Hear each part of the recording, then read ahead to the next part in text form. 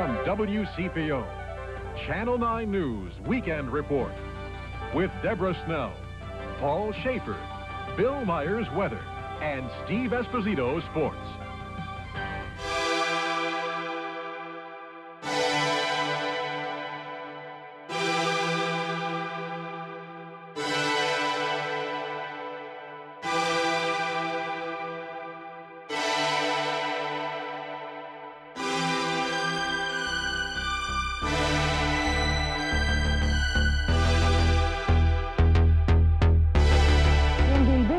Toys are at the top of the list of money makers, at least according to Forbes magazine. The magazine has named Coleco the most profitable major U.S. company. The toy maker found its way to the #1 spot with the help of that popular doll, the Cabbage Patch dolls.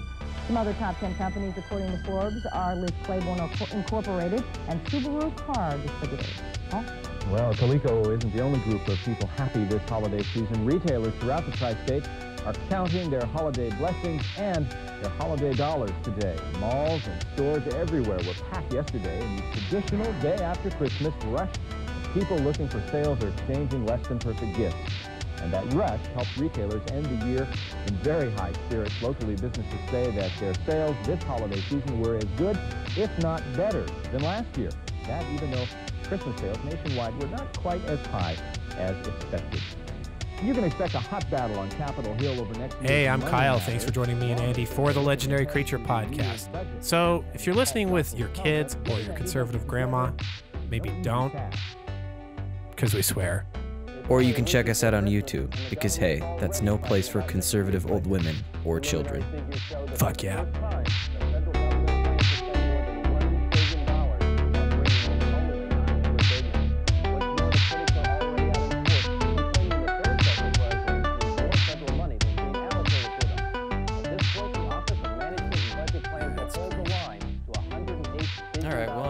It's near the end of 2018, it's the end of December, pretty close to it. Christmas is next week. Time for reflection. Time to reflect a little bit. A little bit. The only reason I'm reflecting is because I don't want to go outside. It's dark. It's cold. It's dark and cold. Yeah, let's reflect a little bit. But, you know, like they say, it's smart to remember, healthy to forget. So we're going to start with just kind of this episode's going to be what a cruise through the products that were created over the course of 2018. Yeah. Our experience with those products, whether they manifested themselves in our play group or not.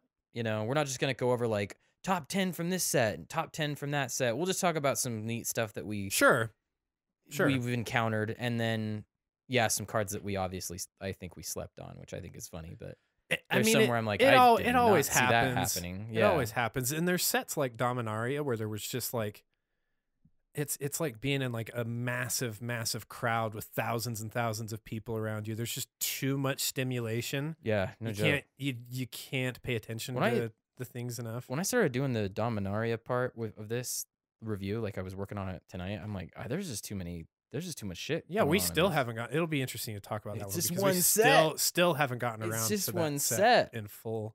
Okay, so Rivals of Ixalan, January. We're going back. We're going back in time. Rivals of Ixalan, January 2018. That's what like was almost a year ago. Yeah, it was almost a year ago. What was your initial like emotion from this set when you saw it? I mean, you knew it was coming because it was, you know. Yeah, because it was the follow up to Ixalan. It's follow up to Ixalan. So. What's funny to me is I think a lot of people in terms of flavor they weren't a huge fan of Ixalan as a plane. It's pretty nutty. I liked it a lot. So I was excited to get Rivals of Ixalan is the context for it. In terms of, I think I remember at that point in time thinking these standard sets, they're not for commander players.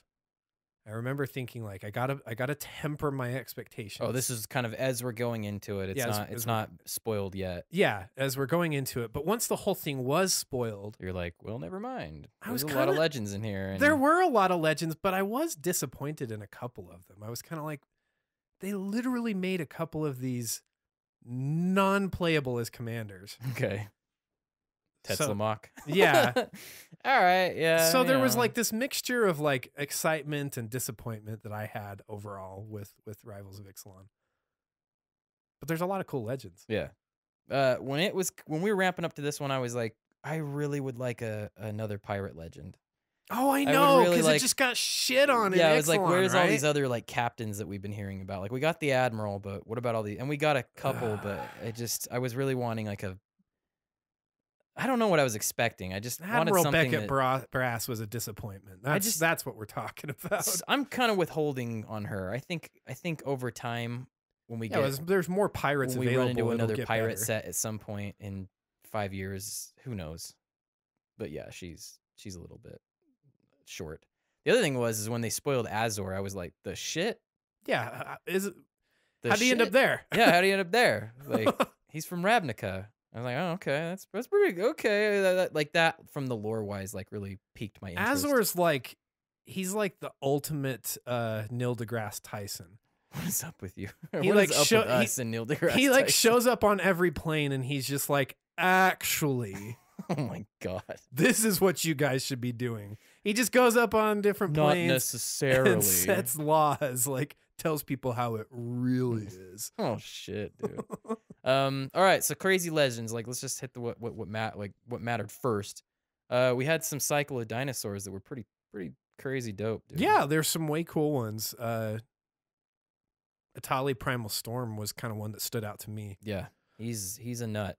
He's a nut. Galta was very, very crazy too. What's funny to me is like this set, I find myself looking to include these dinosaurs Mm-hmm. in decks.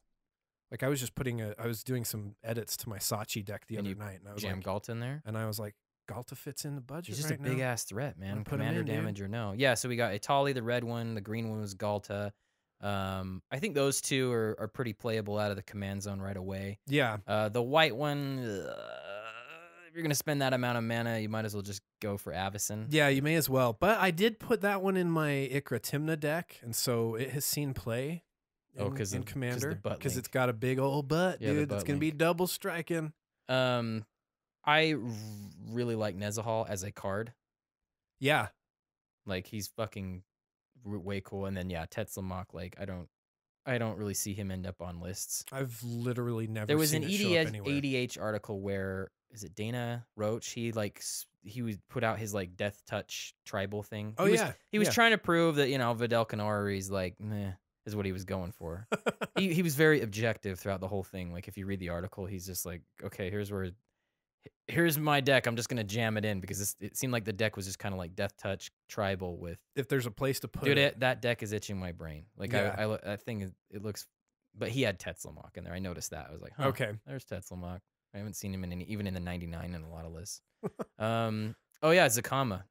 Yeah, Zakama's. Zakama came from Rivals. Exactly. God, that guy was. We just recently had this show up in our play group. Yes, so that one's kind of a new one. And then Kumena. Yeah, Kumena's Kumena from was in Rivals. here. I almost mixed that up. I was like, wait a minute, he was in Rivals. Yeah, so because we had the other Kopala. Kopala was from the first in the first one. So Kumena. What's interesting is my understanding, we actually didn't see anybody build Kumena in our play group. Well, because he was so fucking expensive. Yeah, it was so expensive. Nobody wanted to AP sink was in. flirting with him for a Yeah, little bit. But my understanding is it hasn't turned out to be as awesome as I think some people anticipated. Yeah, I like that they took Merfolk closer to green with Kumena, like closer than they've ever been. Yeah. If you really look at like you and I talked about this, like if you look at the roster of cards that care about Merfolk and they're white, yeah, there's like, very few. There's like 3, I think, and that's if you do include Sig, good Sig. Yeah. So green makes better sense for their nature, their lore. White, Yeah, and I think white is like a color. It's a civilized color, right? It's like a Yeah, color it of is. civilization, and it it is. just And doesn't. Simic seems to kind of be more in terms of function. Yeah, this is aligned just with us it as well. Warthosing. Any cards out of that set that you were impressed with? that Well, aren't I will legends? mention there was also Elenda, the Dusk Rose, that was in that set as well. Yeah, who gives a shit? Who gives a shit? I've actually got it in a deck, not as a commander. She's on but it- dies. But right? it's not it's got the Tetzlamoc problem as well, where it's like not viable Yeah. as a commander. But I've put her in Orzhov decks. I'm sure somebody will challenge us on she- that, but she it's like works. look at all the when you think about your Elenda, the whatever list, think how many hoops do I have to jump through just so I can get her back out of the graveyard where nobody else in the format is struggling with that. All they needed to do is if she leaves the battlefield, Yeah. you know, but I don't know, before they started putting that in the text box, I guess. But I don't know what's going on in standard. Maybe that could have been abused. Like Yeah, it could well have I don't been. know what kind of effects would break standard with something like that. So, cards, any from Rivals that you were? I'm trying to think, like, because I got a pretty short list. So my blue is Nezahal. Like I already said it. Yeah. Like, he's cool as a commander. I have a Nezahal commander deck. I really like him in anything with Reanimator with blue. Like he's a cool reanimation target that isn't a Consphinx, but pretty much is close enough. And I think he's harder to remove or doesn't really like have that reputation that the Consphinx has to hurry up and kill it. Also, he's a discard outlet for a Reanimator strategy. So my Kess Reanimator deck that we talked about back in the summer. I guess you encountered some guy at the GP that was like, I was gonna put right, and you say you ran into a Kess Reanimator. Yeah, there was a Kess Reanimator. He actually got Nezahal set up, but we were playing against a Selvala deck that just comboed off. I was like so excited to see what he was gonna do. Right. But yeah. Twilight Prophet. I was gonna say Twilight Prophet for sure. Yeah, I really like that whole City's Blessing mechanic. I hope that comes back. That you get to 10 permanents and you get something, or maybe something that's a little. None of it was just too busted. And then, yeah, like, obviously, the Immortal Sun, man. The Immortal Sun, another one. It's just cool. Oh, yeah. Another one that I was looking at this the other day. We haven't really seen it used that much, but the times I have seen it played have been awesome. The Polyraptor. Oh, yeah. Yeah, that thing weirdly gets off. It gets off in a very bizarre way. Yeah, like they start swarming the board. That was one cool thing that like Cameron was working on at one point, was just like an enraged deck. He had like a ton of like Pyrohamia like effects. Like he was just looking to damage all of his enragers, but he's just like, I just don't have enough targets. Oh yeah, exactly. You know, it's like that's happened a couple times now. Like this weird standard shortfall. Like we had kind of like a standard shortfall for pirates, and now like, okay, but we need more dinos for. I think Evergreen. I think they could make Enrage an Evergreen mechanic. Oh yeah, I think like so too. It seems to. I think it's pretty straightforward. Yeah, it's not as convoluted and hard to understand like Explore. I think one of the cards that we slept on. I was kind of talking about this before we started, but the Pitiless Plunderer, man. Like where were we on that? Yeah, that's definitely one that we. Yeah, we've seen this abused. Our Endrick Sar deck and our meta abuses the fuck out of that. Do you have it in what's his boy Vivictus? I think it do, yeah, if I recall. Yeah, so it's really crazy. Like anytime you have a creature die of anything that you control, you make a treasure. But it doesn't say non-token. I mean, I think the one that we've seen come up has been Revel and Riches is the one that I use when right. opponents. But that one doesn't trigger from tokens, right? But yeah, it doesn't trigger from my own stuff. Triggers from your own creatures, even if they are tokens. That's what I'm getting at. Like, it's crazy. With Edric, it gets pretty bonkers. It's pretty crazy. Another one that I think was the World Shaper is another good card. Oh that yeah, came out of it. It's if you're doing any kind of land play type stuff that Golgari-esque or Jund type things. Sidisi likes it. Yeah, Sidisi's gonna see that. Like Sidisi just likes Explore altogether. Oh yeah. Anything else from that set? Anything from Ixalan I don't think Rivals? so. I mean, I think, like I say, I find myself pulling cards from that set that more than I would have thought I was.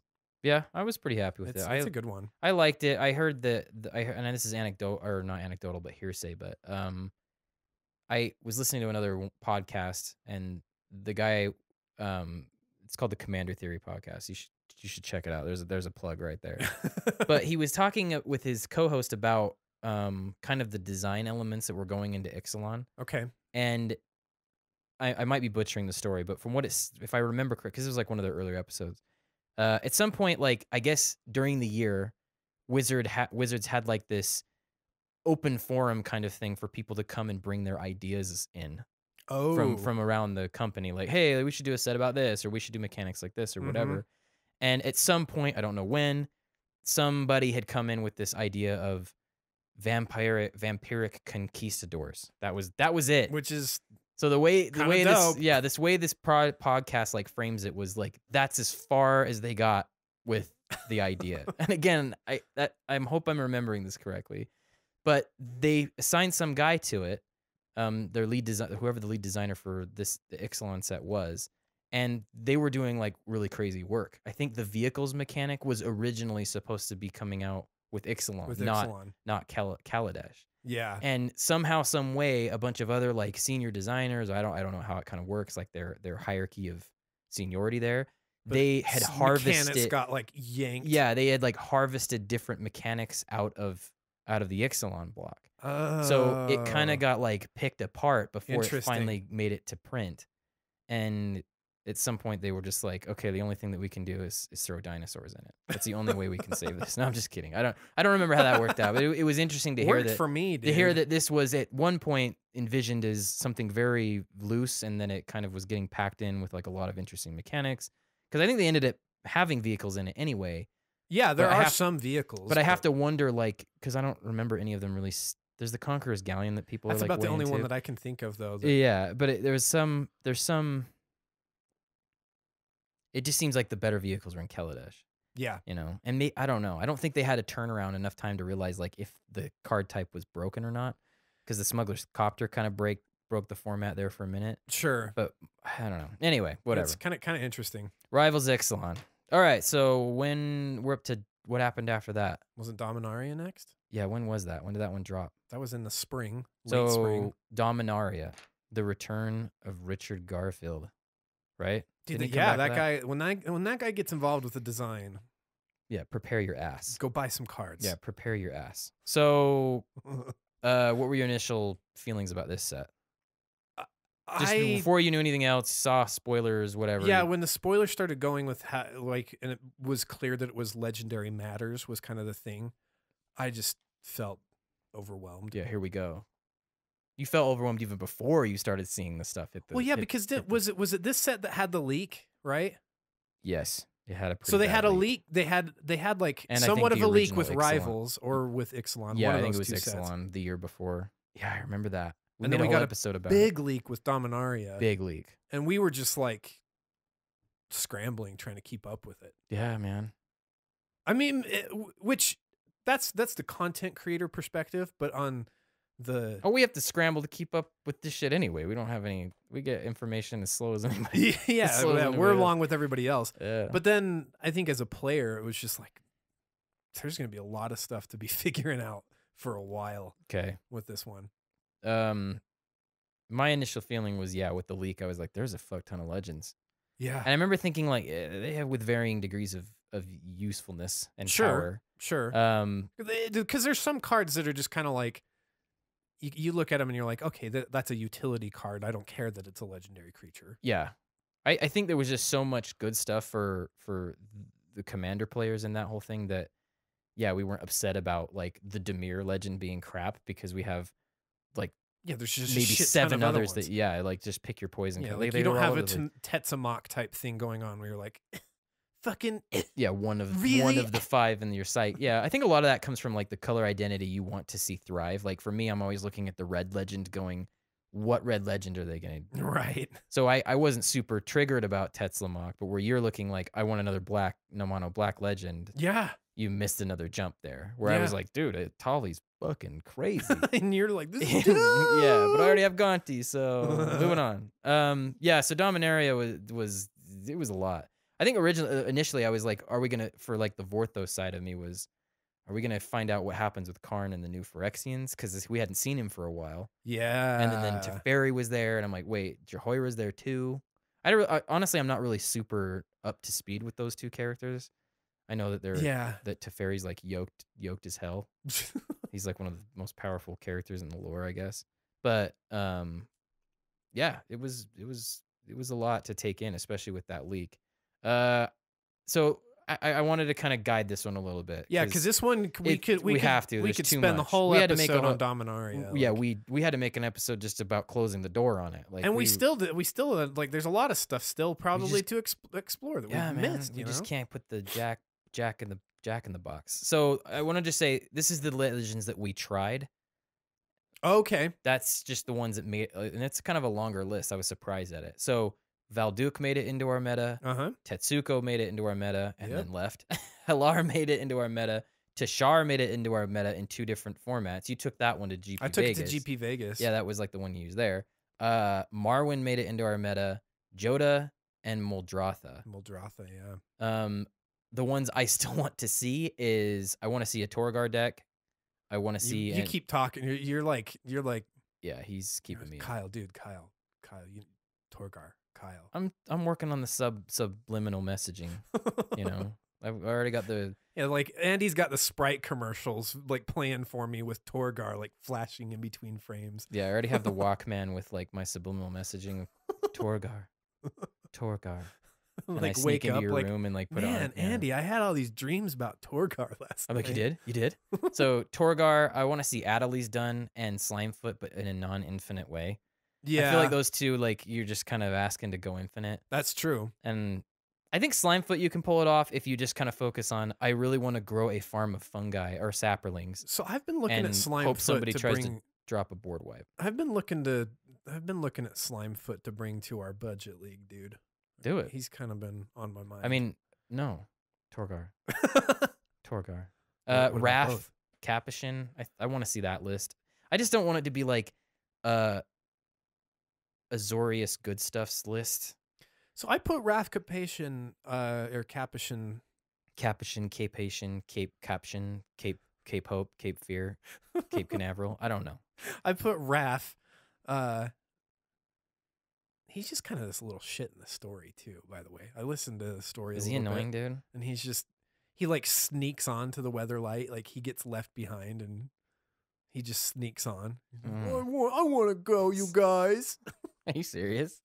But I put him in my Brago list, but I took Brago apart shortly. So as soon as he snuck onto Brago's Weatherlight, Yeah, it crashed into the ground. Exactly. They had the lease became due, and you turned the car back. I just needed more sources of like being able to play Flash. Like really, I get yeah. You know, I'm a sucker for playing at instant speed. Yeah. Right? You know, and Yeah. this is a guy who quit buying Vidal Canori for Christ's sake. yeah. Send him to Tiana, Andy. the prison list that we went over. I would like to see that happen. Yeah, I would too. I would like to see that. I think it would be cool. Yeah. We like that Shalai list that we talked about with Austin from Commander 99. Oh yeah. Like that thing. His like just nobody's getting in, nobody's Yeah, dying. that's pretty cool. Yeah, I like that list too. I like that list. What about you? Any commanders you want to see built that haven't? The other one that I've kind of been looking at from this has been Grand Warlord Rada. Oh yeah, because she could get some. The art in that card is so metal. I It's like how pretty- she's holding her sword. It's just Yeah, it's like very this big, massive sword with a slain body. It's very big with like it's not like the center, like it's not obvious big. Yeah. Like you have to look at it and go, You're like, oh shit, that's she's a got big sword. She's got a big sword.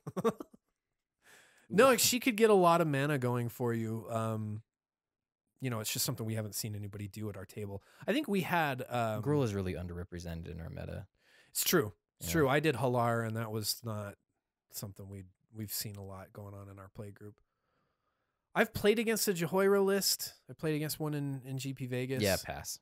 And I was I'm not not- super interested in seeing that again. Yeah. Again, it's just like the thing she's asking you to do is very uninteresting. Cast artifacts, and the reward she gives you is equally uninteresting. Like to me. So and that maybe opens up a discussion of something that's very interesting, I guess, about Dominaria is you've mentioned this, and I like to kind of latch onto this a little bit, but there's evidence of some lazy design in some of the legendary creatures because there are so many, right? Like you might not notice, and it might not be that big of a deal to you. Yeah, If there weren't so many legendary creatures, but like Jehoira and Tatyova kind of stand out.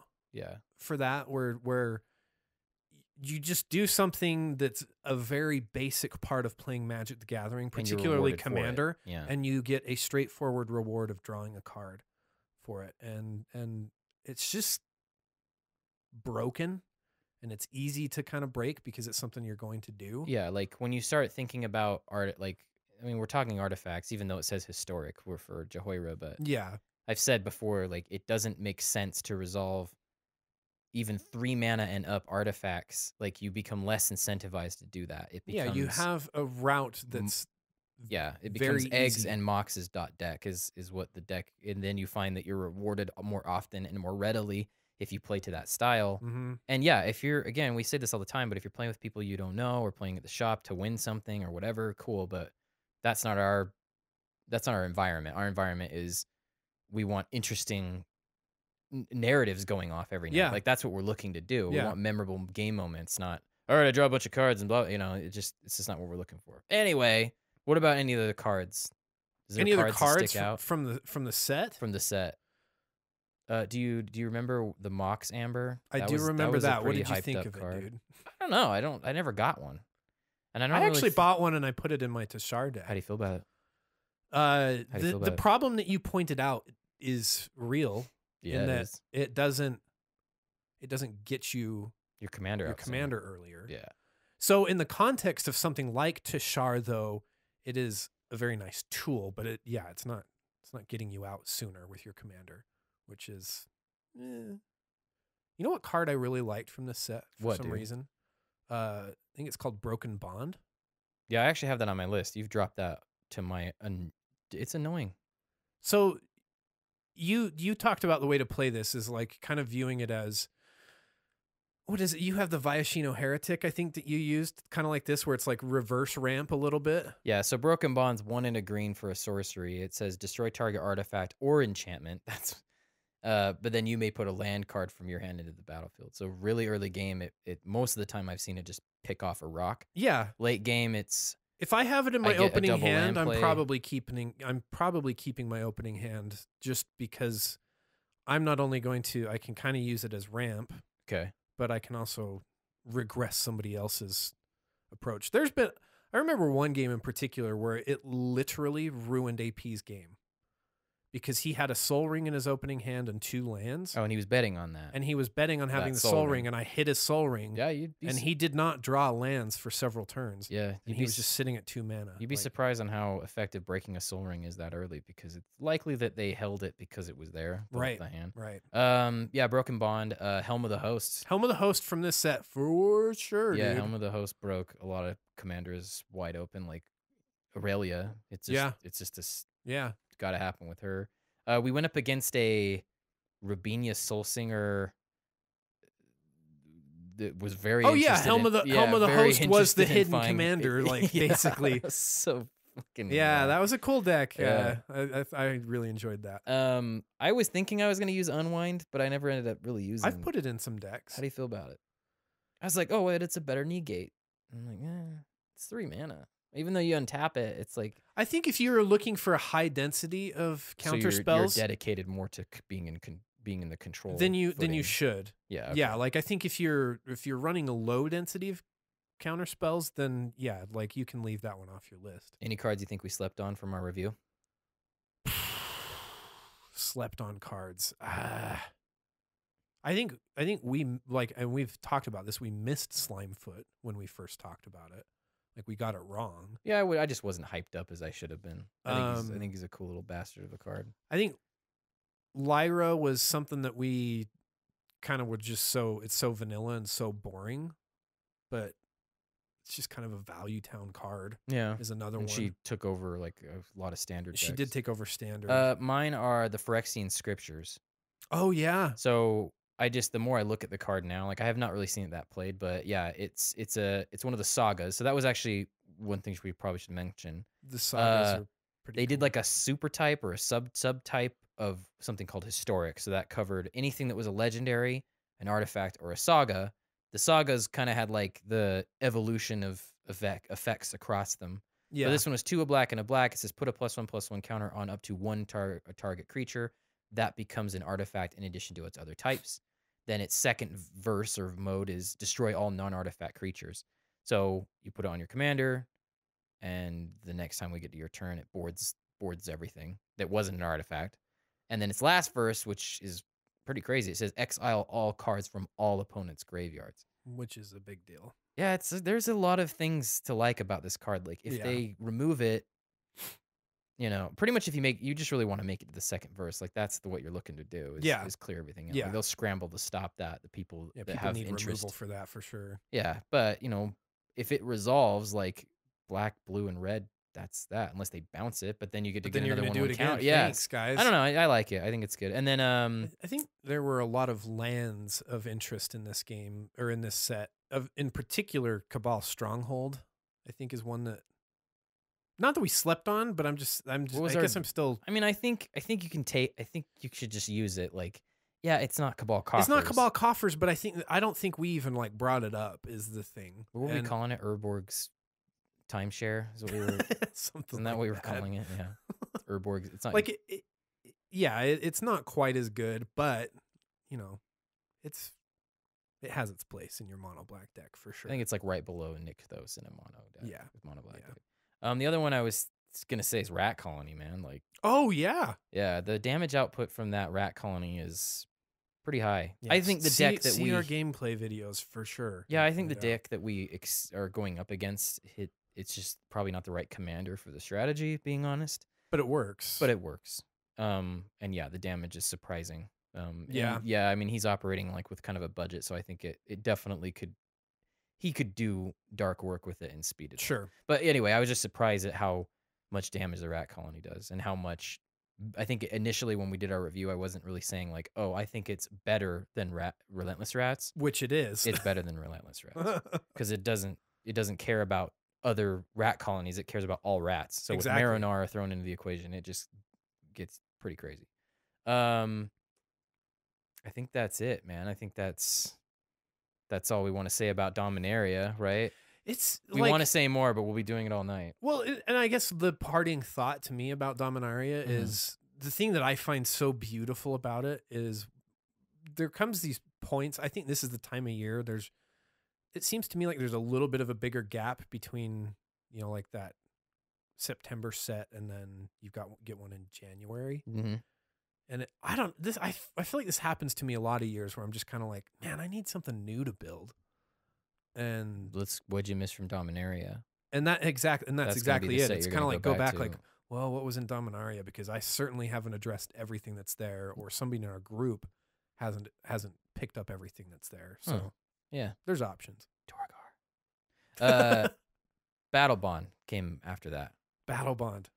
What the hell? We weren't prepared for this either. So we just came out of Dominaria and then we go into Battle Bond. It was like literally like maybe a month later. Oh my God, dude. This was like the most exhausting time. Just daisy chaining into set after set after set. So what were your initial feelings about Battle Bond? I was jazzed as fuck for Partner.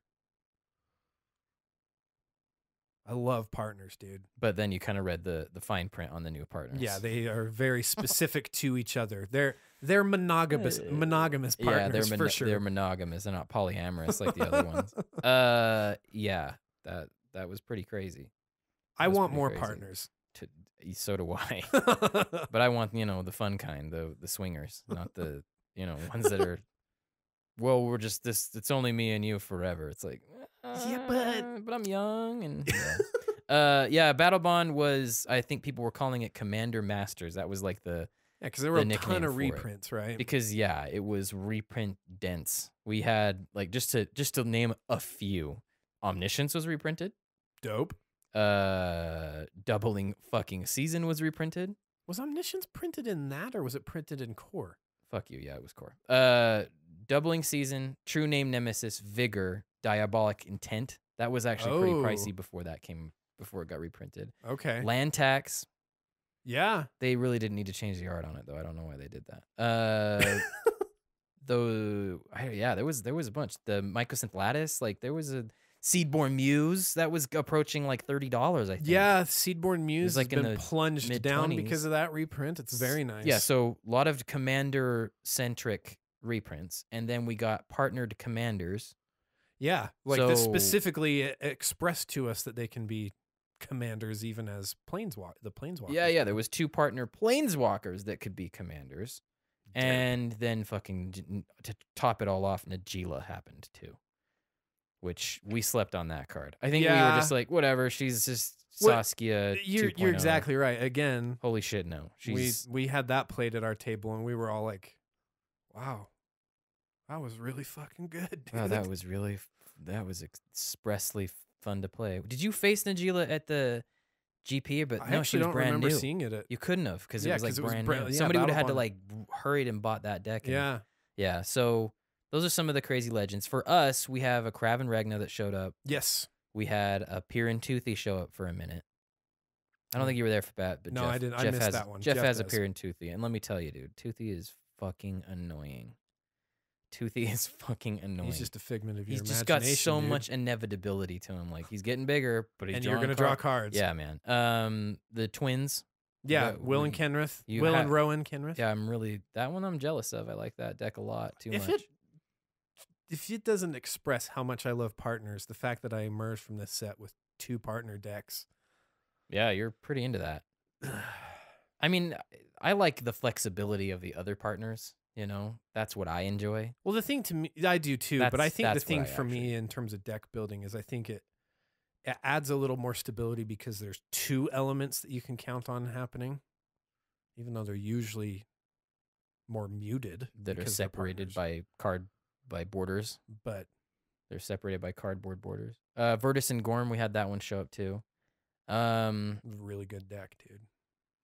I think that's like, I don't know. I still want to see the coin flip deck. Yeah, I That do never too. happened. I just feel like once I see it once, You're like, oh, I will that's have what it seen looks all like. of them. I feel like, yeah, that was the only one that was like, yeah, I mean, there's not enough card support for people to kind of show their. It's just like there's just like a baseline of good cards, I think, for that one. Like, Yeah. you got to use the good coin flip cards. There was another article on EDH Rec that was very good.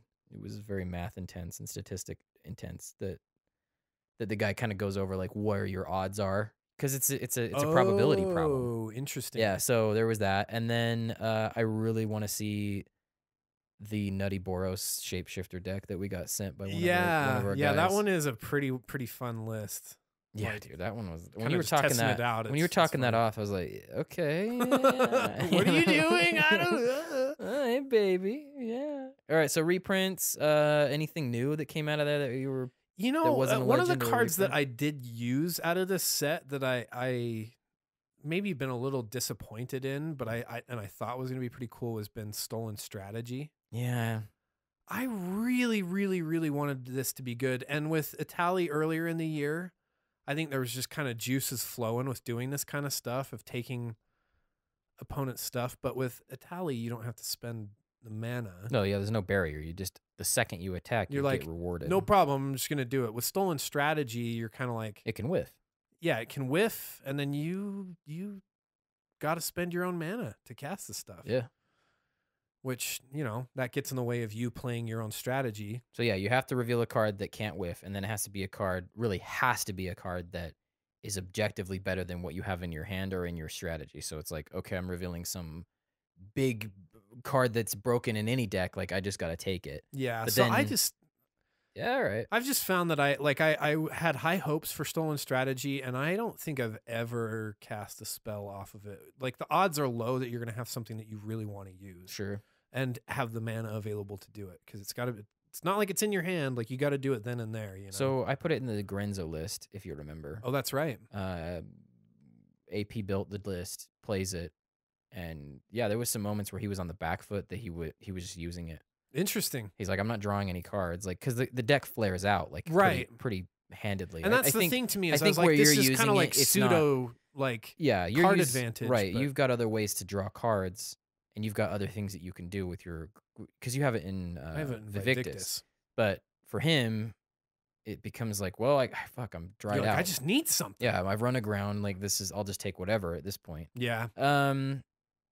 Yeah, Thrilling Encore. I've been waiting for that one to go off. Oh, that's right. Where, yeah, if anything dies, you just goes under your control to end the turn. It's a big surprise. You know what's something we haven't really seen people try in our play group, and I'd be interested to hear if other people see these come up, is I don't think I've really seen anybody try to see if assist will get paid or whether into. people will do it. Yeah. For people who aren't tapped out. I mean, I would say our group is pretty low on the like outside of being leveraged. They're not really into politicking in our play group. Like okay. leverage is the only way to get people to bend to your will. Right. Yeah, we're Uh, a little bit more pragmatic than to do stuff like that. Yeah, but I don't know. so- Some of them, But are I like, kind of wonder if assist might be, because you could hold it in your hand and be like, look, this person's a problem. I've got this spell. Who wants to help me cast I just it? have to think about what assist spells would be easy to spin to the group. Like, Yeah. you want to see me draw 2 cards, or me and you draw a card. I think there's one that's like 'cause both there's of out us of draw bounds. a You card. can counter a spell. I just feel like Then you're like, I just want a low end counter spell. yeah. The problem with that one is like, what are you gonna do? Like, Yeah. not leave enough up to actually cast it. Someone's gonna be like, no, you fucking. I don't know. Yeah. Yeah. I wish there was a better. I think assist would work better if the person that contributes the most mana gets something. Oh, that would be actually pretty dope. So like they get a token or something. Like, Yeah. I don't know. Maybe that. But it can't be you. Yeah. Like, it just can't. Like, you have a cost and then there's an assist cost. Like, there's 2 different alternates. Like, so the cost for you is like, yeah, it's an effect, cool. But if someone goes, oh, I want to pay the assist cost, then you both get something. I don't know. That would be very I don't interesting know how to like design-wise. incentivize somebody to participate in Yeah. an interaction like Yeah, that. I get you. Bonus round, I was expecting to use that. I never got it into Oh. anything. I think I got to order one and try to see how it works. That's the one where like till the end of the turn, everything that's cast is twinned. Okay. I like that. So it and Thrilling Encore, like they're manifest in different cards. Like what is it, Grave Betrayal or whatever? That's basically Thrilling Encore. Yeah. Yeah. So Yeah, that's the... to remind all, Thrilling Encore is 4 and a black. It says put into the battlefield under your control all creatures in all graveyards that were put there from the battlefield this turn. So post board wipe or post big black CC, like you just grab everything. But there's no way to like, it's not telecasted. Like no one's gonna see it Exactly. other than, oh shit, we just gave all the cards to him. Because I think people kind of play around. What is it? What's that enchantment? Is it Grave Betrayal? Anytime anything dies, it just goes to you. Yeah, it is. Okay. That one, everyone kind of plays around it as best they can. Yeah, they Sometimes do. you're forcing the issue Sure. with like Yeah, you're making people satisfy sacrifice demands. and stuff things like that. But this one, it's like a surprise kind of thing. So Yeah. I think that's kind of what I'm going. Like it that's is. what I'm saying. It is kind of cool. In Yeah, that and then regard. bonus round is 1, a red and a red. It says until end of turn, whenever a player casts an instant or sorcery spell, that player copies it and may choose new targets for the copy. So for 3 mana, everything that you and someone else, if there's another spell slinger, they're gonna, You're like, gee, thanks. yeah, the table's gonna rise up a little bit, you know, or yeah, the room's gonna get a little swampy, either or, whoever your spell slinger is. But yeah, like they can take advantage of that. But I don't know, I like that kind of high risk, high reward type card. Slept on cards, any? You shot Pier's Whim. It's pretty good. Yeah, Piers Whim is pretty good. That we didn't sleep on that. I think No. I think it's appropriate for the mana. What do you Yeah, think and it does? I've taken out vendettas with that card. Yeah, Rewarded and people brought that- people into your fold with it too. Yeah. Yeah. I think we slept on Grothma All Devouring a little bit. Okay. So he was a big. Tell me about that. He was a one. big green mythic. He was 3 for so. He's 3 a green and a green for a 10/8 legendary creature worm. It says other creatures have, whenever this creature attacks, you may have it fight Grothma All Devouring. When Grothma leaves the battlefield, each player draws a card equal to the amount of damage dealt to Grothma this turn by sources they controlled. I think this would be a pretty funny deck. That's interesting. I really do, man. He's a 10/8. What are you going to attack with and have it fight my guy on the way to someone else? I guess that's Are you true. really going to do that? I mean, yeah, you get to draw that many cards, but you suicided your own board to take out my pretty cheap commander for green, my dude. You know what I true. mean? Like, he's only 5 I was mana. actually looking at this card the other day, and I was like, He's fine. because I was looking at my mono green deck, and I was like, should I put this in? I'm like, it doesn't belong in mine, but I see what you're saying. Dude, Like, I'm going to build around this. I just got the itch. You know that- I you- need a mono green commander. I retired Yisan, 2 years ago? Like, I haven't Yeah, had it's been a little bit. he's just fucking dumb enough. I'm dumb enough to try this. You know, guy. the other thing that we really haven't had discussions about, like, and I don't know, like, I've done this when we've just played Battle Bond, you know, Mhm. is the other non-legendary partners. Like, I don't think any of us have used any of them But are any of them have like, because one is just a copy of the other, like they tutor each other out. So that was what I was we kind of missed that because we were thinking like more in the command zone, but like AP made that. Yeah, like the Lay Weaver and the Lore Weaver. Well, even just the legendaries, like he made that Gentleman's Bastards list, right? Yeah, and I'm like, you should put Virtus in, or he had Virtus, and I'm like, you should put Gorman, and he's just like, so you can get him. Why? I don't. My guys are like most unblockable because of Cedar Kondo. That was his other partner. Like, but it's like having 2 copies of Virtus. And he's like, oh yeah, I completely forgot they do that. Like they draw the other one. And that's the thing to me is it's like they tutor each other. So you know, it's a form of card advantage, honestly. Like, yeah, I think it's good. But I don't know about. I mean, speaking of the non-legendary ones, like, are there any that are worth it? Yeah, I mean, you know, like the Lore Weaver is such a high cost just to draw 2 cards that it's like, would I put that in there? Like I don't know that I would. Then you look at, yeah, they're just kind of a little weak. Like obviously they're kind of a little bit weaker. Yeah, so none of them really stuck out. But yeah, you know, I get it. Something of interest. 2 effects perhaps tethered together inside your deck. I like the mechanic. Yeah, I can see how it could get kind of broken. But yeah, man, keep your eyes open for Shai Halud, man. Grothma for sure. I'm telling you, I'm gonna fucking do it. It's happening. All right, so then after Battle Bond happened, we got into Core. We hit the Core 2019. Yeah. So retired product for a minute, disappeared for like what was it, like 2 years or? Yeah, I think let's see, we had Origins. Was like I think so last Origins core happened set. in 2015 because I guess it wasn't that long. Yeah, so it was absent for 2 summers. Yeah, so they brought it back. A lot of bulk reprints, man. That was that's the function. For I got excited, but then I set. was like, oh wait a minute, like I've been playing this game for a while, and there's a lot of bulk reprints. And I think that's the thing, and we talk about reprints all the time, and we talk about them needing to get reprint products. It's like, but that's probably a big reason why they brought the Core set back, was that's where they're going to shove all the reprints. They're not going to put them in some of these other products that we've gotten accustomed to seeing them. Yeah, they've been just putting Negate in almost every expansion. Yeah. I don't know. I think there was a couple things they were trying to solve with bringing the Core set back. I think it's a welcome return. I think it's I agree too. Great to have it. It kind of establishes a good baseline for the standard. Not that I do that anymore, but you know, like I remember the first one that we had was Core 2012.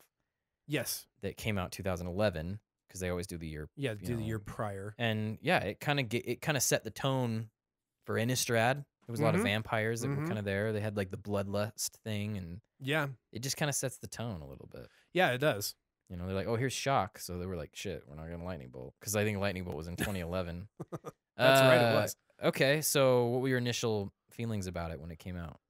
Oh, yes. And yeah, this is the Omniscience reprint. I actually wrote it down on yeah. I wrote it down. You know why I know that? Why? Because I got an Omniscience in a pack on MTG Arena the other day. That's the only reason that was in my brain. And you're like, cool, I'm never going to cast this. I was like, yeah, there's no way to cheat I would be overjoyed if I play? cracked a pack and I had this physically.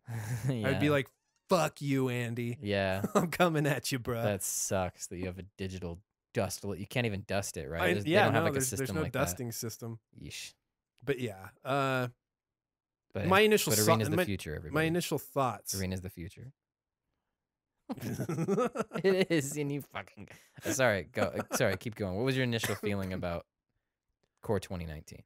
I think similar to the Elder Dinosaurs of Rivals of Ixalan. Mm-hmm. I was like, oh, sweet, Elder Dragons. Dinosaur Dragon. I mean, Elder Dinosaur Dragons. Dragon. Yeah, I was like way, way excited for that, but also a mixture of disappointment in some of them.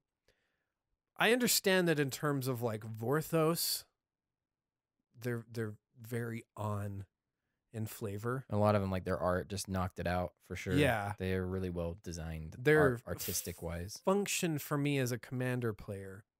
Yeah, some all of them came up pretty. Leave a bit. Not all of them, but they came up pretty short. Bit to be desired. They were definitely like the focal point. There was some other legends. I think we had Goreclaw. Yeah, and Goreclaw is actually pretty a dope card to put in Commander decks. Like it's just there's different ones. there's Lathless that's in there as well. Yeah, there's not. It's not like they were the only legends. I just think like they kind of stuck out because they stuck out a lot. They're the namesake of the format. They're the exactly. they're the ED they in are H. the Elder Dragons. Yeah. We saw Arcades and Vivictus completed here, so we have an Arcades list that that kind of comes and goes on us. And Vivictus comes on you all the time. Jesus. Yeah, Vivictus is.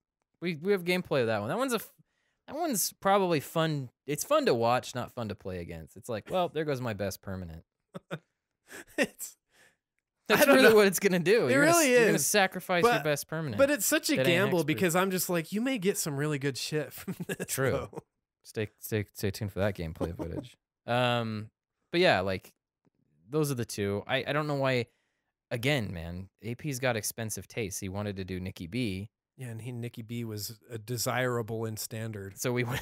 Here we go. He wanted Kumena expensive for some reason. It just was. He wanted Nikki B expensive. I think there was a couple others. Like every time he picks a commander, like he was desirable. He's a 4/4/4 that just makes him discard a card, and he's flying. Yeah. And then like for us, it was like, well, let's see if we can try to flip him into a planeswalker. I still want to see it happen. I just don't know what that's going to look like. Yeah. In the face of all the other Grixis control options that exist. It's true. Kess. Kess. Reprints, yeah, we had the Omniscience. They did Crucible Worlds. Yeah, Crucible. Was that in this one or was that in Battle Bond? I put Crucible Worlds for Core 2019. I'm pretty sure it was for Core 2019. Battle Bond was Mike with Synth Lattice and Doubling Season. Death Baron, they reprinted that. That's not super important, but it was because they also reprinted the Reassembling Skeleton, dude. Because he gives him death touch. And he's getting off right now. Dude, I love the Reassembling Skeleton. I do. New cards. Is there anything that you were pretty into? So you mentioned Goreclaw. I mean, it's you can make that just a legendary creature, but I like as a commander. But I think it's just super valuable. I've been working on a Surak list, and Goreclaw's just like, hey, buddy. Yeah, he just kind of come join me, he's dude. Like a big, he's a big fuzzy mana rock a little bit. Yeah, like I want you. He's like a Urza's incubator for bigger cards. Exactly. That has claws. Goreclaws. Turns out. Yeah, I think he's gonna be great for my Shai Halud deck, dude. I think he's gonna be great. Poison Tip Archer and the Satyr Enchanter. I put these down as like those are both cards I use. You got a deck where sacrifice and it's black green. Poison Tipped Archer, my dude. It's Reach and Death Touch, isn't it? It is Reach and Death Touch. Oh my, yeah. So that's like good. The Poison Tip Archer is just all around good. Satyr Enchanter's a new enchantress for the colors that give a shit about it. Chaos Wand. Chaos Wand's dope, dude. It is for decks that just kind of stall. It's a good. Hey, I need more spells. Let me just try what's on your deck. Yeah, dude. so it's ending up in Duretti lists. It seems like because it's it'll never go away. It's in that Grenzo list because it's kind of like another stolen. Like you're gonna hit an instant or sorcery. Yeah. And if you just, it's fucking funny. I actually really like the Dragon's Horde. It's the mana lift that I use with Niv Mizzet because when he enters the battlefield, I just draw a card. If you have a I like to me that's, and this is just kind of, I have a pretty low bar when it comes to mana rocks. I'll be honest, but if you have a commander in the command zone that is a dragon, you draw a card when you may as well. Yeah, you draw a card, and then obviously if you're running Dragon Tribal, then you should use it for sure. Or Dragon Kalia, you're gonna be happy. Cleansing Nova from this set was another really really good card. Has anyone cast that in our table? I don't know. I know that I've recently procured one. Here's the thing about it is because it doesn't accomplish anything particularly new that you don't already have access to with cards you already have. Okay. I don't think anybody was like itching to just, oh man, I got to get a hold of that card. But its flexibility for that mana cost is pretty fucking good. Austere Command's an expensive ass card. It's better, but take what you. We say it a lot. Take what you can get in white. Yeah, Cleansing Nova is a really good alternative to that. You remember the Nexus of Fate thing? Oh, so we forgot to talk about this with Dominaria. That's right. We're starting with Dominaria, the set. I guess the actual set before this, because Battle Bond really wasn't an expansion. Yeah, like the standard set. Yeah, expansionary set. Yeah. The Wizards of the Coast this year decided to start giving out cards that couldn't be gotten from Yeah, because usually the buy a box boosters. promo was just an alt art of some card that already exists in the Yeah, set. with varying degrees of usefulness. I think when they first started it, there was some pretty dope ones, and then they kind of brought it down. We got a to, few duds along the way. Yeah, I think the last good one that we got was the Goblin Rabble Rouser. Is the Yeah. one that sticks out in my mind. Yeah. But what they decided to do was throw in a card that couldn't be had. The only way you're going to get it is you're going to get it from buying a box. And their first card into that mechanism was Yeah, it was Fire Booper and Garfunkel. yeah. Firefinkel and Garfunkel. Yeah, so that was the first one. I think we were interested in it because we're a legendary creature podcast, and it's a legendary creature. Yeah. So Look, yeah, dude. Cool. then they come out with this one with Nexus of Fate as their. So I'm saying we slept on this card because I think we were just more focused on the spoiler, not like that side card. Yeah, it's actually like probably one of the most sought after cards of the year, right? One of them. Yeah. So it's 5 a blue and a blue. And at instant speed, you can just take an extra turn after this one. What's crazy is those effects seem to have those things that say, okay, then exile the card. So we just don't have a way to do that. Yeah. So their solution is, well, yeah, just fold it back into your library. Which so if you thanks. If you mill it, if you discard it, like if it touches your graveyard, it's kind of like the Kozilek of extra turns a little bit. Yeah. So it's pretty damn good, man. I haven't Niv Mizzet, the newer one, and I've yet to cast it, but I'm never, since I wheel so much, it's always like it's gonna come up. It's gonna show up. It gets shuffled in. Yeah. And nobody can yard it out, at least not unless they're fast within something instant speedy. But I put we slept on it. Do you think we slept on it? I agree. I don't even really remember talking about it. The other one is the Desecrated Tomb. I think we slept on that one. Okay. I think Brad slept on that one pretty bad. He has Grenzo Dungeon Warden, and just look at the list and tell me what would happen with that. So hold on a second. Desecrated Tomb. Yeah, it's the one that basically, if anything goes through your graveyard into the battlefield, it brings a black bat. So with Grenzo Dungeon Warden and an Ashnod's Altar, he doesn't even have to sacrifice the guy he brings in. He can just sack the bat. That's crazy. With his Shirei list. Oh yeah. So I think he only gets one. Does it say one or more? So whenever one or more. Yeah. But, so each turn with Shirei, like when Shirei's set up. Yeah, he'll get an extra bat that he can do whatever with. So anything that like pulls anything out of the yard with rapidity, that's actually pretty dope. I hadn't even really thought about that. Yeah, we slept on it. We for sure did. Do you think there was any other ones from that set that we slept on? You know, I'm still kind of like thinking on other cards because I was like looking at it. I was like, have we seen somebody play? Like you've talked about Liliana's Contract. I don't know if we've seen people play it. What is that one? Is if you control 4 demons, you win. Yeah. Wouldn't it be if you control 4 demons, you lose? Yeah, you really kind of do. But or if you control 4 demons, sacrifice them, then you win. It's 4 demons with different. You know, yeah. Like that has to be the it thing. has like, to be in there. It's like it does them. Like it's superfluous. They can't remain alive. Yeah, it's superfluous to the effect, but these things matter, man. Details matter.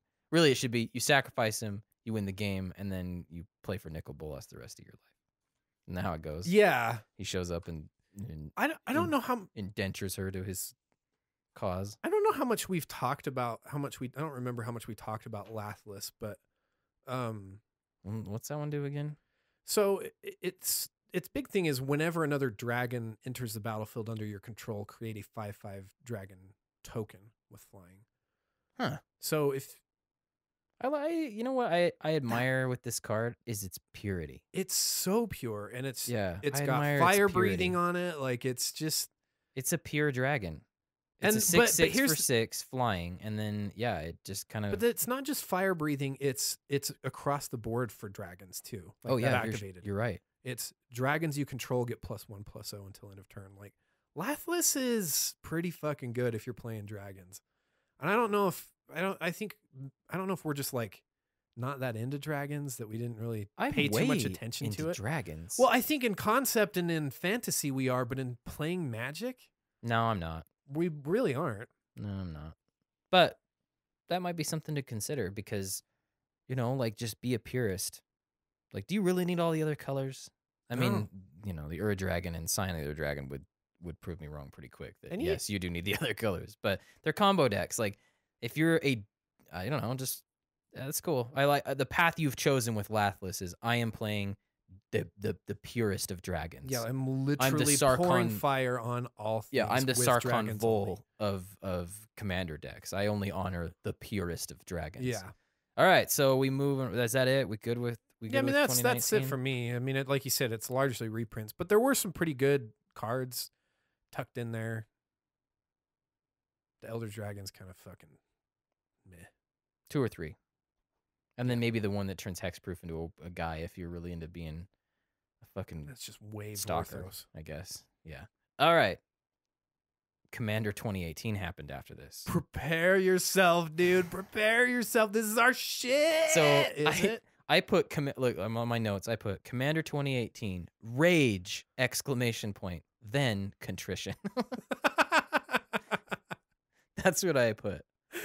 So this was a pretty pretty great moment for this podcast when this one came out. I think you and I we were upsetted. We were upsetted. We kind of, you know, I think what happened was the confluence of when high expectations meet reality. Yeah. We had a good run there, man, with the commander sets. They were you heard it all over the magic content averse. Right. That the commander product was their best product. Yeah.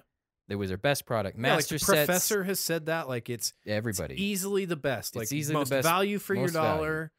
Like And it's just and we had and I guess we kind of lost sight of what to expect from it, because for me and you, our context of what was the best about that product was, we called it Commander Christmas. It's like we get new commanders, a lot of them. We get usually powerful commanders. Like the things that we get are just good. We get cards that are good in Commander, like Undaunted, and there's just different, and you know, people have different feelings about those types of cards. And but it's just good for it's just good. It's just good. Yeah. But over time, we went from 5 decks to 4. And I think that to me is the big sticking point with this, right? Is we went from 5 decks to 4, but we 4. And we've always planned on a dud. That's the other thing. Is like there's a dud every year. Like Zedru, it's a dud, man. It's too much fucking mana as you're trying to hurry up and get rid of these permanents that are, you know, like everybody has plenty of time to deal with Zedru. I'm sure there's some cutthroat Zedru lists out there, but even that person who runs it's like, yeah, I really wish I didn't have to pay all that fucking mana to get one permanent over, and my only reward is 1 life and 1 card. Yeah. You know, like it was a dud from that year. The next year was Nahiri. From the shards it was I don't know. Did we have any duds that year? In 2013. In 2013. There were some that were just like so good they kind of eclipsed that's the the others. thing, is like it we kinda had like, Derevi and Aloro. I think I think the problem with 2013 is the decks were really unfocused. They were unfocused. So yeah, I'll take that. And then we had Prosh. Fuck, I forgot. Prosh was that year. That's like right. that was there was a weaker deck, but you're right. Like the decks out of the box, they were really unfocused, at least in our opinion. And then the year after that, that's when it was like, you had like you said, it was the mono. I really feel like Daretti and Teferi were the only 2 things that came out of that era. Like, yeah, Teferi like is but again, it's like a T1 type thing, right? Like that one you can combo off. Yeah, like it's CEDH. Feldon. But I don't even like the white commanders. Like I don't even remember the other 2. No, you know, I know Nahiri she's just a lot of mana. Like, she didn't even need, for her effect.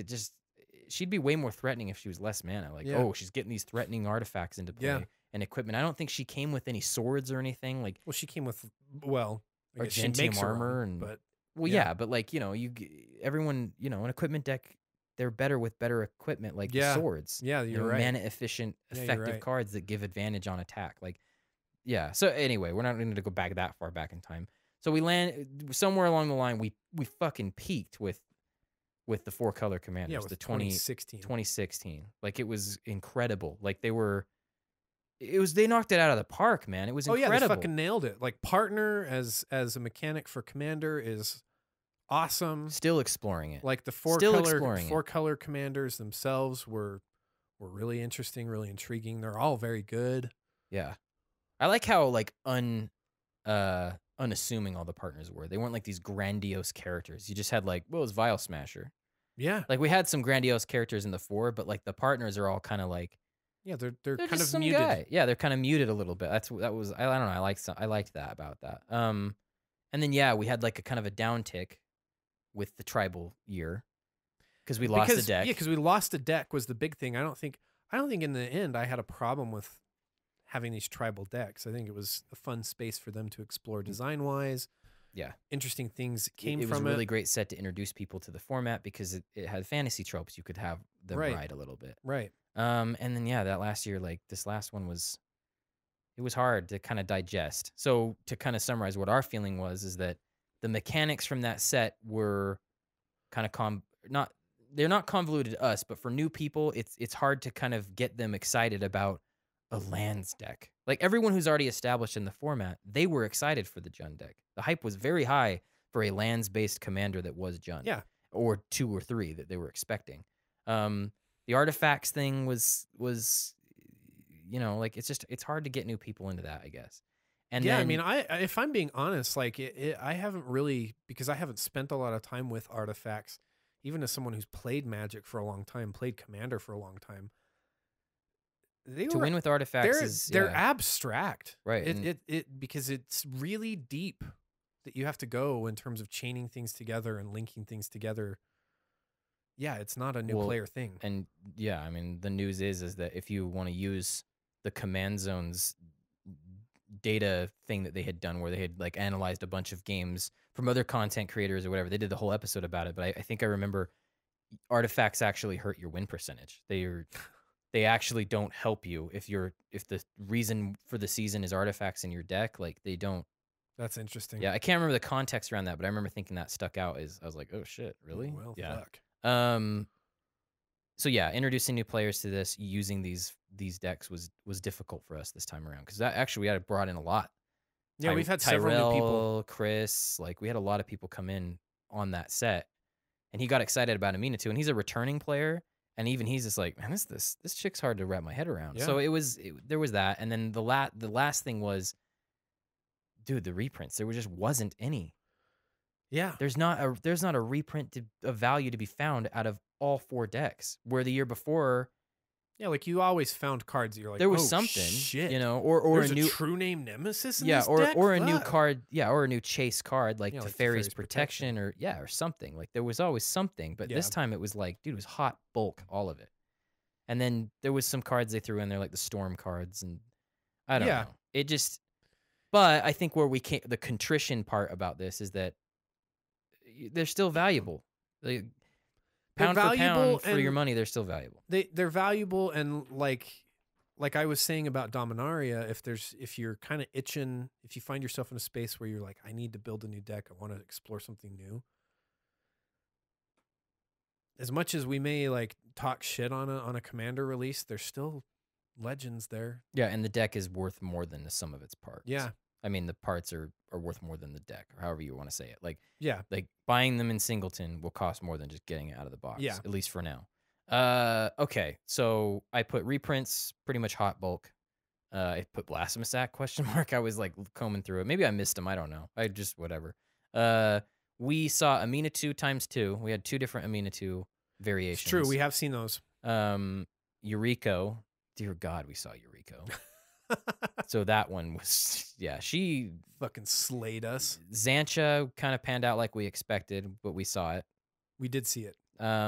We saw Tuvasa and Estrid. Did I miss any? For constructed decks. I don't think anybody's actually taken on any of the Izet ones, which was something I was thinking about. Yeah, like, I don't man. think, and the other one that was like Tanos, man. Yeah, I like think the whole community's sleeping on made that guy. Tanos. I was looking on EDH Rec. I think there's like 30 decks. Because he's a dork, man. Look at him. He's fucking He looks like cool. he's like Mark Zuckerberg's cousin. Decks I want to see is, Brutaclad. I want to see Shahili, actually, like one realized. Yeah, right. Verena. I've got Verena, or you got Verena. Yeah, I've got Verena. I literally got the cards yesterday. Dude, my dude. And then Windgrace. I actually want to see a Windgrace list, but I don't want to see like, okay, landfall. Like, I just want to see something that's I think we talked shit on Windgrace, but because that's something we did kind of like. I don't think we talked shit on him. I thought that we called him our workhorse of the. Well, we did, but I talked shit on the other two guys. I think the thing is that like the spider. At least in my perception, I'm kind of like, man, I was really dismissive of the whole Jund deck altogether because the other two legends were just so wholly disappointing. Yeah, they were Gyrus and whoever. Like Lord Windgrace is a good card. Yeah, he's a damn good card. Whether commander or just in your deck that's got the colors, Yeah. Like, any other cards? So there's what's the one, the Estrid's one that you copy? Estrid's Invocation. Estrid's Invocation, yeah. So it's a copy enchant that can kind of modulate itself. It comes in and out, or not modulate, but it reset itself. It can kind of leave and come back, so you can clone different. Yeah. So it's a good card. It's just a good card. Yeah. Okay. I was thinking the Enchanter's Bane. Yeah. For mono red. Again, if you're running like mono green, if you got any other color, maybe Rakdos and mono red want this, but any other color that deals with enchantments, like it's not. Yeah. So to remind everybody, hang on, enchanters. Well, I can read it off. Yeah, it's one in a red. For an enchantment, at the beginning of your end step, target enchantment deals damage equal to its converted mana cost to its controller unless that player sacrifices it. I like it. It's really good, and I think to go along with mana. this, like there's a couple tools here that red gets because the Treasure Nabber, I think, is another. That was my other card, actually. Cool one. Was Treasure Nabber. I have yet to use it. I think I need to put it in decks, though. I think I probably need. I think it will probably could and should replace the Vishino Heretic in some of my decks. Probably, so, like taking them instead of destroying them. Yeah, I was pretty hot to put it in my Duretti list because I have so many ways to sacrifice artifacts. So I have slow bad. Oh yeah, like I That's can a good just grab point. it, Like, sack it. You're never getting it back. But I don't know. He's not an artifact himself, so it kind of you really have to kind of weigh yourself with Duretti with how many cards do you want, how many non-artifact cards do you really want in your 99. So there is also that loyal cycle that's in this set. Yeah, there's like the loyal unicorn. They all have lieutenant, which they brought back some lieutenant. I think the red one's pretty good. It gives you like a flying token, right? Yeah, let's see. So the Loyal Apprentice, it's just 2 mana and it has haste. It says at the beginning of combat on your turn, if you control your commander, create a 1/1 colorless Thopter creature token with flying. Yeah, I like it. That token gains haste. Yeah, there's a Loyal Guardian. Yeah, I think the Loyal Unicorn, actually, like the Jumbo Commander was talking a little bit about this on Twitter a little, that it's kind of like sneaky good, At the beginning of combat on your turn, if you control your commander, prevent all combat damage that would be dealt to creatures you control this turn. Other creatures you control gain vigilance. So you can just attack with impunity. Like, your creatures will survive combat and they stay up as blockers. Shit, yeah, we slept on this one. Like, I don't think you and I were triggered on that one. Yeah, it's actually way good. It's pretty good. Yeah, there's one that draws you a card. There's one that they all just lose life. Yeah, each opponent loses 3 life. I don't know about that one. It's an early play. It's just an irksome card. I think you're just gonna irk everybody. Like, okay. Yeah, I mean 3 damage. Like, even if that happens once, that's 9 damage. People or 9 life. In my experience, play groups have an irrational response to cards like that. That's true. Okay, what else? Do we got anything else? That's crazy that this is like my shortest page out of all of them. It is kind of funny. And it's the commander release. It's the commander release. And I don't know, maybe we're being obstinate about that, but I mean, we came back and said sorry, and yeah, and I think we have. I don't know. The product is good. Like, we've been spoiled probably, and so we were this year. I mean, keep like bitching at people we were this about year. it. But they've worked Legends of Interest into almost every, we've got Legends of Interest from almost every release all year. Yeah, I mean, like I started out talking about Rivals of Ixalan. I go into those standard releases saying it's not for me. It's for other formats. I mean, I don't know when the last time we had a set that didn't have a single legend for our format. Maybe a long time ago, but yeah, I don't remember. Yeah, but since it's been a focus, like, I don't know. Yeah, we're spoiled. Okay. Return to Ravnica. fuck yeah, dude. That was next, right? I didn't miss Yeah, anything? there hasn't been anything since, because Commander 2018 was in August, and then Return to Ravnica was Return to Ravnica. Ravnica 3 Ra- or Return to Ravnica 2. So I gotta stop. We're with gonna that. like sufficiently confuse everybody. I'm confused. Guilds of Ravnica. Yeah, it's I really put right on my list. Guilds of Ravnica, the meme ! Because right. At this point, it kind of is, right? And then I put, are they gonna kill my dragon? That was like my first initial. That is your biggest Did concern. they kill my dragon before we got into it? And as soon as I saw him like on the promo art, not dead You're in the like, street okay, thank somewhere, I God was he's like, still okay, there. They killed that dumbass Sphinx. They didn't kill my genius dragon buddy. Also, Oh, my that's other, funny. I also on my piece of paper I have power to the Dimir ! Because they got buffed this set. So the last time we were at Ravnica, it seemed like they kind of got left out a little bit. They got Lazav, the hexproof version of him, but yeah, which he's good. But card for card, I feel like, man, they got Surveil as a mechanic is Surveil fucking is good. Good, yeah, hell yeah. Yeah, they got hooked up with a really good new mechanic, and they've got good commander options. Good spells that were in there. They printed a game staple, Assassin's Trophy. Oh yeah, Not a format staple.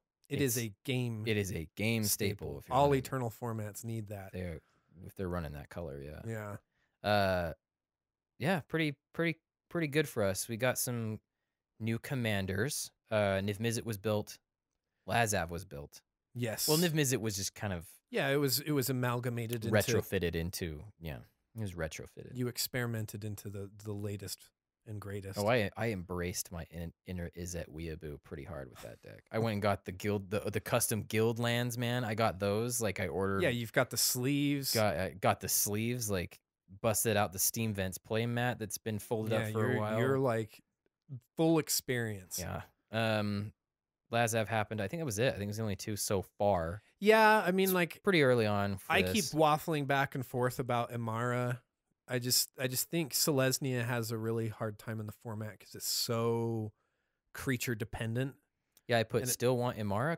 and Is what it's- I was going to ask you about. I do, just because I like the experience of tokening and things like that, but it just doesn't work out in this play group. You've played out.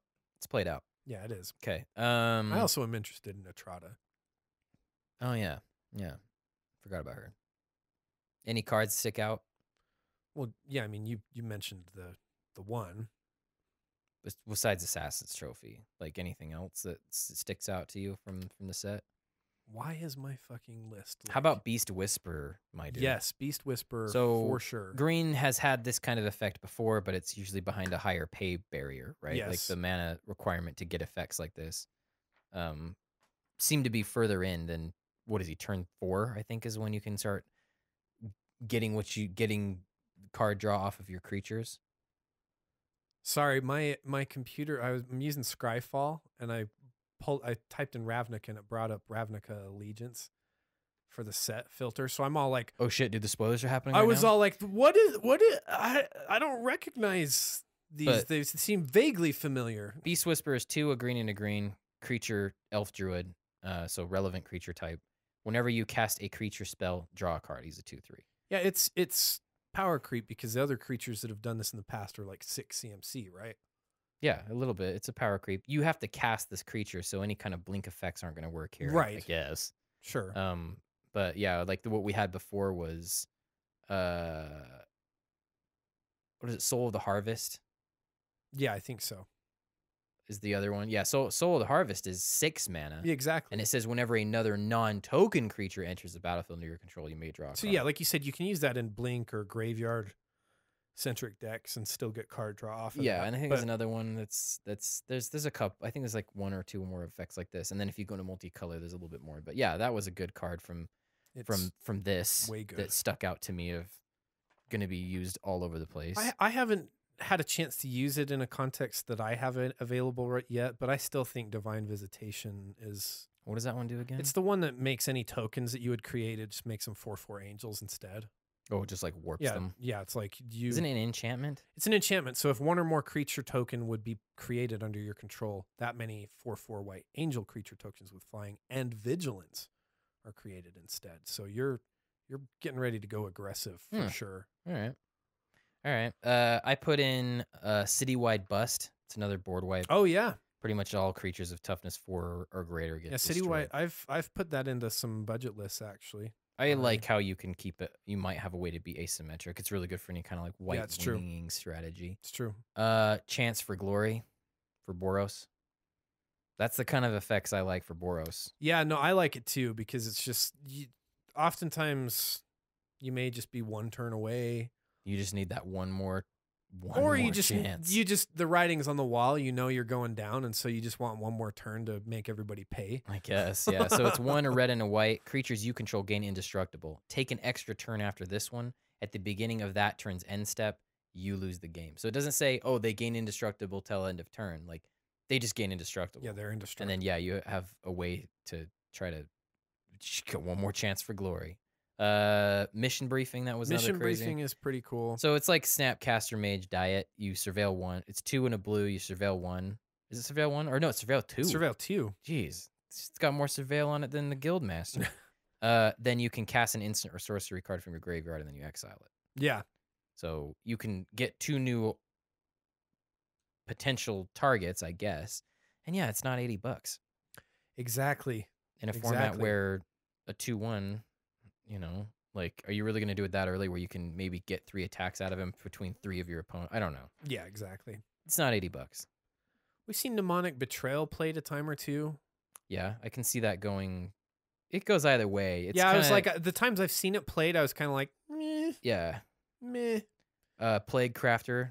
It's a. Oh yeah. It's a power creeped. It's a power creeped Fleshbag Marauder. Yeah, you're right. Because of how the language is. So, is it a wizard? I think it's a wizard, isn't it? Yeah, it's a wizard.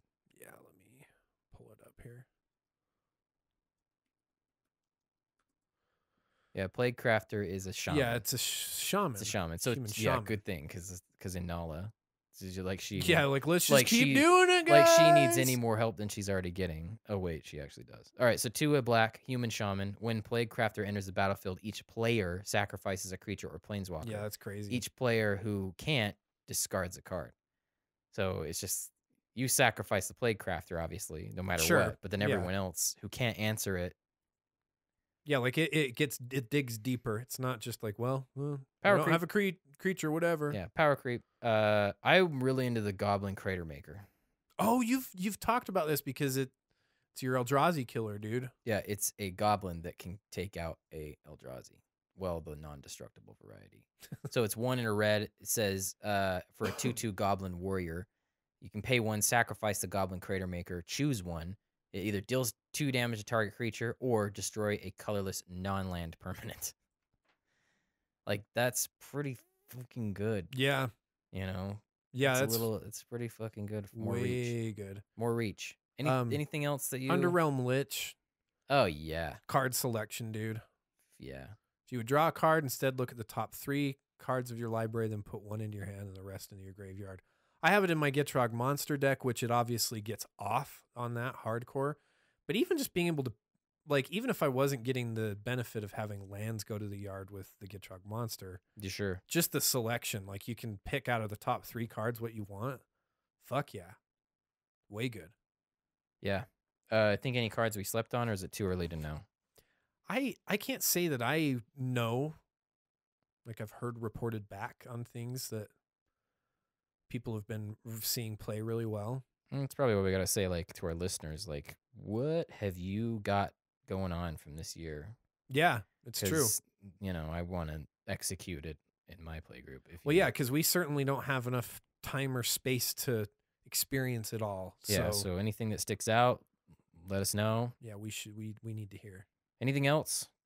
I guess we could mention Ultimate Masters. We've been kind of avoiding master sets, but since it's the last one, so they say, for a while, they didn't close off the possibility. Yeah, so we've had a couple master sets drop since we started making content. I think we had Eternal Masters, Iconic Masters, Masters 25, which was so good. And I've bought reprints from all of them. Yeah, so it's good for reprints. There's some pretty strong ones for our format in there. Demonic Tutor, Phyrexian Altars, all available for like $20 instead of 75. Yeah, so Phyrexian Altar, Phyrexian Tower. There's a lot of cards that, you know, as commander players we're interested in, staples. Yeah, like namely. I think there's what is it? Mana Vault's running for about, the old copies are running for about 20. I think the new ones are running for like 25. Is it Mana Vault or Mana Crypt in this one? Mana Crypt. Oh, I forget which one was it. I don't know. Like I didn't really get that far down. I don't know. I don't tune them out, but the master sets have kind of been. I guess I just haven't been on the hype train about them so much. Iconic Masters was, I think it's Mana Crypt, my dude. Maybe it is. Yeah. But there's a lot of things like they're just cheaper. Like Lord of Extinction. I bought a Lord of Extinction the other day because it's just cheaper right now with that. I actually don't know which one it was because they did it in Eternal Masters and it's $137. So if you're thinking it's 20, it's probably the Vault. But yeah, there's a lot of crazy reprints. I guess we forgot to talk about they reprinted Shocklands and Ravnica. And the Checklands and Dominaria. And then those crazy bond lands. Oh, the battle bond lands. Like we totally didn't mention that, but those things, just get them now. If you didn't buy them now because they're only going to go up. Yeah, unless Battle Bond becomes kind of like, well, I hope it doesn't because I like Conspiracy. Like, yeah, I want to see Conspiracy. I loved Conspiracy, but if it becomes a repeat thing, we might see those lands again. But I doubt it. I don't know if. Or see the other side of the cycle. I think Battle Bond will come back. I'm sure it will. I think it'll happen again. I'm pretty sure it will. It was pretty successful. I think nobody was not into it. I mean, the thing is that it's clear that people haven't built a lot of the commanders. There's not a ton of lists that came out of those commanders, but definitely very popular with commander players for the reprints for sure. Sure. Was Unstable this year or was that last year? That was the very end of last year. It was legal in our format through like the beginning of January. Okay. And I was like, I suddenly was like, wait a minute, we didn't talk about that, but we never did ever anyway. Yeah, we were like, we let that tide roll over us. Hard pass. So how do you feel about 2018? It's been a really fun year in terms of commander play. There's been emotional highs and lows, but I felt like I've built more decks than I've ever built. That's true. Yeah. I built more decks, or did I maintain my baseline? I'm usually chugging out a lot of decks, it feels like. But I've been taking decks apart. I've just felt a lot more free to kind of like explore things. And yeah. What was your favorite? Ooh, what was my favorite? Yeah. I think. What was your favorite my favorite moment was Will and Kenrith Rowan. Will and Rowan Kenrith. Like those two. Oh my gosh, that first game I played with those two. Oh, your quad Comet Storm. I achieved climax. And you get so triggered when we try to stop it now. I know. Get so upset. It's true. I'm like, when we just try to stop the freaking emblems from hitting the ground. You're like, you guys are being irrational. It's like, are you fucking serious? I know. Are you fucking serious? I got off so hard the first time I played it. And you're trying. Yeah, it's like your first shot of heroin, dude. Like you're just looking to chase that dragon again. Yeah, and nobody's letting me getting there. You will never fucking get that dragon. That one's been pretty fun. As much as I don't really win with Vivictus that much, I actually really enjoy where I've gotten to with how to play that commander. Okay. And the wackiness that it presents, that I'm just so randomly like bringing stuff out for you guys. Yeah. All right. Yeah. Yeah, those are good memories. Great memories. What about you, Andy? I had a rough year actually. Like when I'm thinking about it. Like you and I both have losing streak stretches as well. Well, it's not so much the losing that I guess what I mean is I've made attempts at archetypes and made attempts at decks that have failed. Sure. So I tried Tetsuko and I just can't make it work. I just can't make it work. I tried the Infect version of it even. I even did that, man. I even sold out and did that and it doesn't pump out quick enough. Yeah. I tried Verdicent Gorm. I've got a rebuild for it in the works now, but in the form I had it in, it's very difficult to win with a Voltron commander, let alone 2 different guys that want different. Yeah, like they different kind of work things. together, but they want different things. For Yeah, sure. like I just don't want the deck to devolve in, make Virtus unblockable deck, like, and make sure he doesn't die. Like I really don't want to do that. Sure. So, and yeah, just what it does to the table, having to bargain my array, I have my own thing about that. So I've had, as far as like new commanders that have come out this year, I think I found the most success with, I think Joda. Yeah, Joda's really good. So when we It's really decided to do our powerful. like budget thing, that was like okay, well this is a good, because it's bulk. It's like, it's big, expensive sorceries that Yeah. don't cost anything in real life. They're mana, they're so mana intense. Nobody would run them unless they had something like Joda to do it. Yeah, so like I get excited about being able to cast Cruel Ultimatum, for Christ's sake. So I think I found success there. I've won games with him. I feel like I Yeah, have. you definitely have. Yeah. As far as like other decks go that just like I've seen other people play, Eureka's nuts. Eureka's pretty nutty. It's way good. Amina 2 is funny to watch. Really? Yeah, Amina 2 is funny to watch. It's funny to just watch It's you a guys disaster. just agonize over her up 1 ability. I remember, Galta is scary. Galta's scary. Yeah. If he can get going, he's scary. And as soon as he brings that to the table, I'm just Zakama is like, also scary. I hope I have a really good opening. Yeah, Zakama's pretty scary. Arcades is just like kill Arcades. Like that seems to be the way. Just kill him. Yeah, just makes the deck useless. Just shut him down. Yeah, just do your best to kill him. Don't bother with everything else. Yeah. What else have we seen? Yeah, I mean it's been a good year. Product wise, I think my favorite product this year, I'm really enjoying Ravnica. I really like that we're back there. Do you know what is really dope, actually? Just kind of like a side note. So I bought Chris the Guildmaster's Guide to Ravnica book for Christmas. And what's crazy about Dungeons and Dragons is that you have stat lines for things. Mm-hmm. And it's really crazy to see. And I'm not a D&D guy. I'm not like a DM. I don't understand them. And, but what he's been telling me is that some of these characters from the guilds, he's like, they're fucking serious. I'm like, which ones? He's like, well, Niv Mizzet's absolutely crazy. Like, he's like, he's powerful. Like, you would have to have a very well-developed, very late-stage party to even attempt at attacking him. And he's like, and even still, I don't know if we'd be able to pull it off. Oh, that's crazy cool. Because he has that it's just weird to see characters from the lore in that different in that kind of a lens. different context. Yeah, he's way into it. And what's That's cool to fun. see, like the art kind of recycled a little. Like I wanted to kind of see new art in the book. Yeah, They've got like kind of zoomed in versions of cards that have already existed. Yeah, because they do a lot of like, there's a lot of art that we don't actually see just on the cards, or you don't get the detail. Yeah, there's different like he says, like I think Rakdos and Niv Mizzet are just the two that he's like, these are encounters that you really shouldn't be looking forward to having. That's fun. But what's cool is they've got like other people, you know what I mean? Like other characters that a maybe guild should come up in the mage lore, but yeah, things like that. So it's been pretty cool to see them really go all. I mean, that's kind of what they do on their fall set. They go all in on it. yeah, But I really like that they kind of tied it into D&D. that is cool. Yeah. So yeah, we're gonna have to kind of talk about our experience with that. I think we'll 'cause he's need to getting do that campaign soon. ready. But yeah, man, you ready for this year to close out? You ready for 2019? Yeah, I mean, I'm excited to move forward with Ravnica and see what the new guilds Yeah. hold for us. I mean, yeah, whatever's set, wherever plane we're going to. I mean, after that. they're colors that they're guilds that I think I'm going to be more drawn to. I was anticipating being more drawn to in terms of probably what they design with Azorius and Orzhov.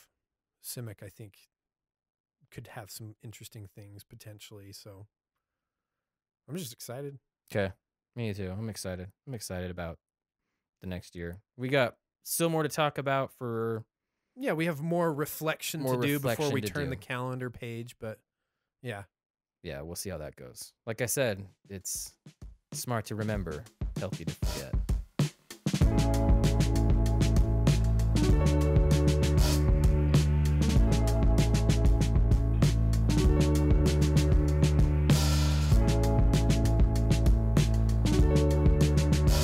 Hey, thanks for joining me and Andy for the Legendary Creature Podcast and for a little retrospective into the Magic products that we've seen this year and how we've used them as Commander players.